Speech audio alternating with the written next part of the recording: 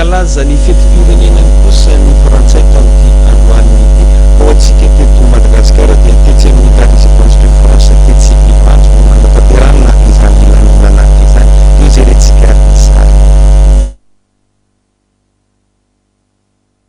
Miantso ny mpitondra malagasy roso amin'ny asa ny ambassadeur la France miasa simony eto amintsika Andriamatoa François Goldblatt nandritra ny lanonam-pankalazana ny fetim-pirenena frantsay 12 Jolay izay mitoto-tsaina teny Ivandry.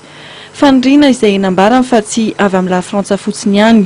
Nampatsiahy izy ny tenin'ny tompona andraikitra ny firenena mikambana ao amin'ny PNUD Hélène Clark izay vao nandalo teto Madagasikara. Fotoana izao izy hitondrana fanivana eo amin'ny fitantanam-bolam-panjakana, ejina amin'ny kolikoly ary ejina amin'ny trafika samihafa.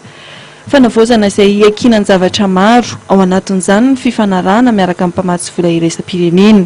Ny rehetra dia miandro ny fanivana eto Madagasikara ho an'ny fampandrosoana, hoy ny ambassadeur français François Goldblatt. À cet égard, et contrairement là encore à une légende tout aussi tenace, cette parole, ce message, cette exhortation ne sont nullement l'apanage de la France. Écoutons à ce propos ce que disait à la presse, il y a moins d'un mois, l'administratrice générale du PNUD, à l'issue de son séjour à Madagascar et de l'examen approfondi de la situation politique, économique et sociale du pays auquel elle a pu procéder.